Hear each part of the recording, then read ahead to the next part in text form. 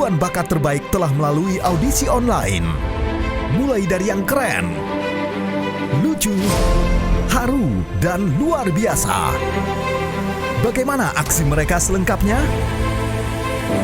Saksikan Indonesia Mencari Bakat 2021 audisi juri mulai 23 Oktober, hadir setiap Sabtu dan Minggu jam 6 sore di Trans TV. Ya, kita sudah bersama dengan Ili dan mamanya, ini Mama Mala. Panggilnya apa, Ibu apa Mama? Ibu. Ibu, oke, Mbak Ibu Mala ya.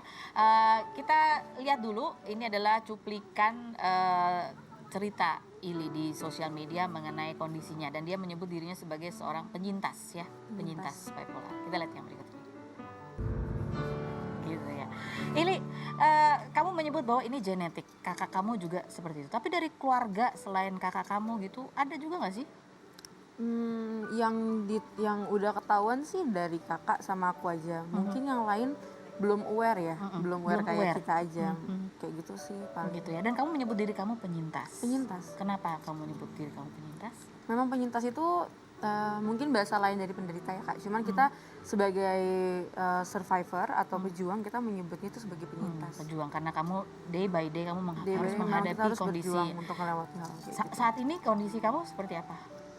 Honestly aku lagi di fase depresi sih Kak sebenarnya. Aku jujur aja, aku kayak hampir mau reschedule syuting hari ini karena kemarin tuh bener-bener lagi gue nggak bisa ngapa-ngapain gitu loh. Kayak tadi juga sebenarnya dandan pakai eyeshadow sambil nangis. Seperti itu. Cuman ya udah, life must go on, let's be professional. Aku nggak bisa kayak gitu, jadi ya udah jalanin aja lah. Jadi hari ini ketika kamu berada di fase depresi, kamu mengatakan pada diri life Must go on gitu. Balik lagi sih Kak, ini kan ini masuk ke salah satu profesi aku ya. Aku nggak bisa harus guys lu harus maklumin gue ya guys, gue ini seperti ini. No, nggak bakalan seperti itu. Life must go on, orang tuh nggak bakal peduli mau lu dalam fase apapun. Ini profesi lu gitu loh. Let's be profesional aja di situ. Dan kamu sempat cerita juga di sosial media, awalnya itu adalah kamu dari eating disorder dulu di usia 14 tahun gitu. Bahkan kamu karena sering dibully karena berat badan kamu diet mati-matian, sampai kamu merasa benci kalau lihat orang makan, atau kalau kamu makan pun malu. Makan pun aku benci. Aku dulu pernah di sekolah tuh makan donat di kamar mandi, karena habis makan aku muntah-muntahin lagi. Atau enggak, aku kadang kalau mama tuh dulu karena suka nawarin makan, aku kesel, kayak marah-marah. Bisa nggak sih kayak nggak usah nawarin makan, karena aku nggak mau makan gitu loh. Tapi aku ngerasa semuanya tuh kayak everything just fine gitu, sampai akhirnya aku makin parah ininya, musuhnya kok makin seperti ini. Seperti ini tuh gimana? Lama-lama itu dari yang hitungan menit bisa sampai berminggu-minggu. Sedihnya, senengnya. Kadang sampai akhirnya mikir, oke, gue punya kakak nih yang kayak gini. Ngelihat di Google ciri-ciri bipolar itu seperti apa. Oke, kayaknya gue harus ke psikiater deh. Akhirnya ke psikiater, ada 3-5 kali peninjauan, akhirnya didiagnose bipolar 1 dan borderline personality atau BPD biasanya disebutnya. Jadi di 14 tahun kamu punya eating disorder, terus sadar sedih berkepanjangan sampai itu bisa sampai seminggu. umur 16 itu baru sadar. Startnya di umur 16. Startnya di umur 14. Aku baru sadarnya di umur 16. Jadi selama bertahun-tahun itu aku nggak tahu apa-apa. Kamu lihat kakak kamu seperti itu, waktu itu kamu di benak kamu apa? Lihat kakak kamu juga sedih berhari-hari? Aku sih nggak tahu kalau kakak tuh sedihnya berhari-hari. Kita nggak terlalu dekat pas waktu itu, hubungannya rada nggak terlalu dekat banget, nggak kayak kakak adik kayak sekarang, karena kita belum open kan satu sama lain. Cuman aku mikir, oh gue punya kakak nih yang ada gangguan jiwa juga gitu loh. Karena memang sudah terdiagnosa? Sudah, memang sudah terdiagnosa, dan kita serumah pun juga memang udah tahu. Terus kayak mikir, apa jangan-jangan gue juga ya? Jadi ya udah deh, daripada self diagnose kan juga nggak baik kan, mendingan aku seeking for help aja. Jadi sekarang pengobatannya apa yang kamu jalani? Minum obat. Aku dari umur 16 sampai sekarang minum obat nggak berhenti. Nggak berhenti. Nah, Ili ini sekarang usianya baru 19 tahun gitu ya, dan SMA-nya kamu tidak menyelesaikan SMA? Tidak menyelesaikan SMA. Tapi sekarang kamu bekerja? Kerja. Pekerjaannya adalah? Di Madam G. Ya, sebagai social media? Head Social Media Officer. Head Social Media Officer. Jadi kamu bisa bekerja sekarang, mendapat penghasilan gitu, walaupun dengan kondisi kamu apa yang disebut sebagai penyintas ODGJ. Dan ada schizophrenic juga? Apa? Ada schizophrenia? Skizofrenia aku ada. Skizofrenia paranoid. Itu aku baru didiagnos umur 18 tahun. 18 tahun. Karena waktu itu pas aku didiagnose bipolar, aku ada halusinasi. Halusinasi itu berupa audio awalnya. Ada Jadi suara-suara ya. pertama suara tuh kayak suara pasar, tapi lama-lama ada 3 suara yang identik gitu loh. 3 suara yang identik ini yang suka nyuruh-nyuruh aku, suka nyuruh-nyuruh. Ini suaranya laki perempuan? Laki 1 perempuan 2. Laki 1 perempuan 2. Mereka tuh suka nyuruh-nyuruh, tapi nanti yang satu ngomong, "Li, lo ke tengah-tengah rel kereta deh, nggak apa-apa." Tapi yang sebelahnya ngomong, "Li, jangan ya, ditahan ya, nggak boleh kayak gitu." Sampai akhirnya kok lama-lama halusinasinya makin kayak gini. Sampai akhirnya ada peninjauan dari umur 17 ke 18, akhirnya ya udah didiagnose skizofrenia paranoid. Oke. Nah, kita tanya ke mamanya ya. Mama kan sempat di video itu mengatakan bahwa mama nggak tahu. Nggak tahu kalau Ili juga mengalami bipolar. Bahkan mama sempat tanya, kenapa gitu? Kenapa mama kaget itu kenapa? Karena tidak Karena melihat. nggak tahu, tadi kan saya pikir dia suka bikin konten, saya pikir itu hanya konten-konten aja kali. Bilang punya penyakit sama seperti kakaknya gitu. Ternyata setelah dia ada di rumah sakit jiwa, baru saya paham bahwa oh itu kok gitu betul. Gitu. Jadi mama baru tahu di usia Ili di usia 18 18 itu. tahun. Nah, tapi mama tahu kalau kakak anaknya mama yang satu lagi Kalau kakaknya tahu. tahu. Kalau itu bisa tahu kenapa kalau Ili nggak tahu? Kalau apa bedanya? Kalau kakaknya itu cerita. Oke. Kalau Firly ini lebih banyak tertutup sama saya. Kalau kakaknya cerita, jadi saya tahu. Oke. Mama di video itu mama sempat menangis ya. Apa yang paling sedih yang mama rasakan tuh hal apanya? Ntar jadi sedih lagi deh. Hal apa yang paling membuat mama sedih dari cerita ini? Iya kok, maksudnya kok bisa dua-dua kita punya anak perempuan kok punya penyakit seperti ini gitu kan. Tapi ya lama-lama saya menghadapi 2 anak seperti ini, jadi saya terbiasa gitu.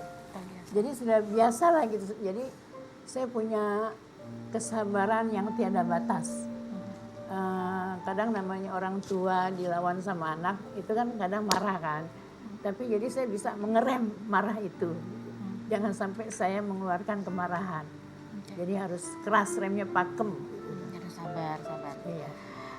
Jadi kalau pada saat kan kalau bipolar kan ada 2 fase ya. Fase Betul. satu yang fase yang Manic. gembira, satu lagi yang depresi. Pada saat lagi manik nih yang paling apa yang harus diwaspadai sama mama tuh apa dari 2 anak? Mama kurang ngerti sih kalau Oh, mama untuk kurang itu. ngerti? Mama kurang ngerti kalau itu. Tapi pernah dia teriak-teriak nangis-nangis di kamar, saya datang, saya pikir ini anak apa punya rahasia yang dia Pendam. orang jahatin dia, maaf ya mungkin ada laki-laki yang jahatin dia terus dia nggak mau Jadi mengungkapkan. panik ya mama udah. Jadi saya tanya kan, Billy kenapa gitu? Apa ada yang jahat sama Billy? Bilang loh sama mama cerita biar mama lapor polisi nih. Terus? Tapi dia tetap nangis, enggak, udah diem deh gitu tuh. Dia marah-marah lah gitu. Jadi itu keseringannya tuh dia marah-marah. Kadang kalau kita tanya berulang-ulang pasti dia marah. Jadi sudah kalau 2 kali kita tanya dia marah, ya udah saya redam. Diam aja. Diam Sungguh aja, sampai sudah reda sendiri. lebih banyak mengalah. Lebih banyak mengalah. Kak Ili sendiri sebenarnya sebagai seseorang dengan bipolar gitu ya. Yang diharapkan apa sih dari keluarga sebetulnya? Aku nggak pernah ngarepin sesuatu dari orang sih Kak, jujur. Yang aku malah lebih ngarepin ke diriku sendiri. Apa yang harus aku lakuin di saat aku lagi di fase kayak gitu.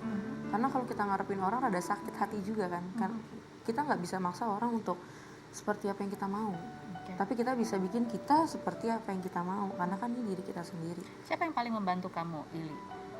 Yang membantu kamu dalam menghadapi apa yang kamu alami ini? Untuk sekarang ini yang ngebantu aku yang pertama pasti mama, yang kedua kakak. Apalagi dulu kan obat aku tuh nggak pakai BPJS ya, harganya ya lumayan merogoh kocek juga. Itu kakak yang ngebantu setelah kakak tahu. Yang ketiga ya pacar aku sih. Bagaimana cara mama membantu kamu pada saat Ya dengan mama sabar, maksudnya dengan mama tidak memaksa? mama itu beda banget sama orang tua yang lain, karena aku ngeliat orang tua lain tanggapannya apa, kurang ibadah. Ya itu nggak ada lah, itu mah cuman hayalan kamu. Tapi aku ngeliat mama posisinya nggak seperti itu gitu loh. Dan I talk to myself that I'm so lucky to have her gitu loh. Jadi tidak ada labeling, Nggak ada labeling. tidak ada judgment gitu ya. Ya Karena betul-betul menerima kondisi kamu. Karena ada sebagai- juga teman aku yang udah ketahuan sama orang tuanya malah dibawa ke tempat Ruqyah gitu loh. Tapi untungnya mama enggak, mama open minded sekali orangnya dan sangat ngerti. Kalau Gitu saya ya? paling saya bilang, Firly banyak sedekah, niatin sedekah itu untuk menyembuh lebih ke arah penyakit itu ya. yang ada. Paling itu aja saya kasih tahu dia. Banyak sedekah. Kalau papa Nggak ada. nggak ada. Nggak ada. Dari umur berapa? Dari umur 6 tahun papa udah nggak ada ya, ayah. Nggak tahu kemana. Dari umur 6 tahun. Dari umur 6 tahun. Oke. Kakak kamu bagaimana membantu kamu? Ngebantu banget sih, ngebantu maksudnya.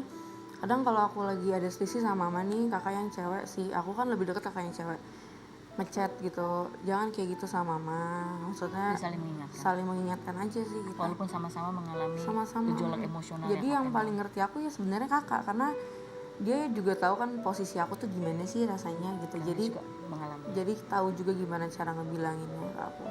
Pada ini kondisi kamu mengganggu pekerjaan nggak sih?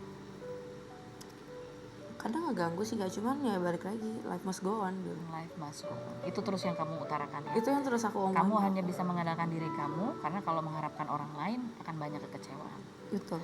Apa pesan kamu untuk barangkali ada juga orang-orang dengan kondisi seperti kamu? Setelah yang berikut ini jangan kemana-mana, tetap di Rumpi. Sabtu Minggu ini jangan kemana-mana. Ada yang seru dan luar biasa. Ajak semua keluarga kamu untuk nonton Trans TV. Ingetin tetangga kiri kanan juga ya.